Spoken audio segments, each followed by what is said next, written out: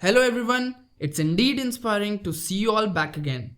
Today we are going to discuss a very important concept under the topic machine learning, which is known as unsupervised learning. We will start by reading the definition of what unsupervised learning is. Unsupervised learning is a type of machine learning that looks for previously undetected patterns in a dataset with no pre-existing labels and with a minimum of human supervision. In unsupervised learning, an AI system may group unsorted information according to similarities and differences even though there are no categories provided. For example, when we talk about the diagram given below, the data provided in this diagram is random. So what we will do with the help of unsupervised learning is we will categorize them according to the similarities that they have. Like some of the facial expressions that we can see are happy, we will categorize them. Similarly, some of them are sad and some of them are very sad. We will categorize them as well in the same manner. This way, we use unsupervised learning as a machine learning technique. Moving forward, we will talk about different types of unsupervised learning. The first one is parametric unsupervised learning, and the second one is non-parametric unsupervised learning. Starting with the parametric machine learning algorithms in unsupervised learning, it states that a learning model that summarizes data with a set of parameters of fixed size that is independent of the number of training examples is called a parametric model. No matter how much data you throw at a parametric model, it won't change its mind about how many parameters it needs. Now, when we talk about non-parametric machine learning algorithms in unsupervised learning, non-parametric methods are good when you have a lot of data and no prior knowledge, and when you don't want to worry too much about choosing just the right features. The basic difference between the parametric and the non-parametric algorithms is that in the parametric one, we actually cares about the parameters that we provide. We care about what all parameters we are going to get from the data. Whereas in non-parametric algorithms, we don't care about the categories or the parameters that we are going to get in the data. We don't require any prior knowledge about all these things in the data provided. Moving on to the next slide, what is clustering? Clustering can be considered the most important unsupervised learning problem. So as every other problem of this kind, it deals with finding a structure in a collection of unlabeled data. A loose definition of clustering could be the process of organizing objects into groups whose members are similar in some way. A cluster is therefore a collection of objects which are similar between them and are dissimilar to the objects belonging to other clusters.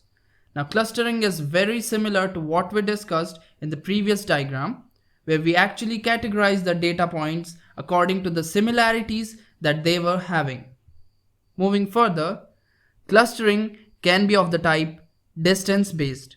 Given a set of points with a notion of distance between points, grouping the points into some number of clusters such that internal distances between the clusters should be small, that is, members of clusters are close or similar to each other. When we talk about external distances, they should be large. That means the members of different clusters are dissimilar. Moving further, we will talk about the goals of clustering. The goal of clustering is to determine the internal grouping in a set of unlabeled data. But how to decide what constitutes a good clustering? It can be shown that there is no absolute best criterion which would be independent of the final aim of the clustering. Consequently, it is the user who should supply this criterion in such a way that the result of the clustering will suit their needs. In the given image below, how do we know what is the best clustering solution? To find a particular clustering solution, we need to define the similarity measures for the clusters, which is given by the user. Moving on to the next slide, proximity measures. For clustering, we need to define a proximity measure for two data points. The literal meaning of proximity is nearness. Here also it means how similar or dissimilar the samples are with respect to each other. Similarity is given by S and dissimilarity is given by D. We are testing this for two data points xi and xk. If the similarity between these two data points is large, it automatically means that the dissimilarities between them is small.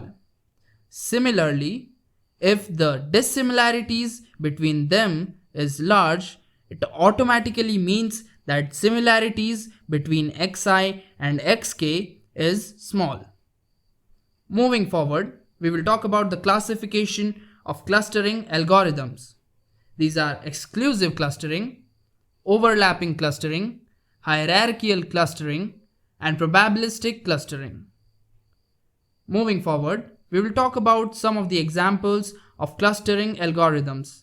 These are k-means algorithm, fuzzy k-means algorithm, a priori algorithm, hierarchical clustering, and mixture of Gaussians. Moving forward, we will talk about the applications of unsupervised learning.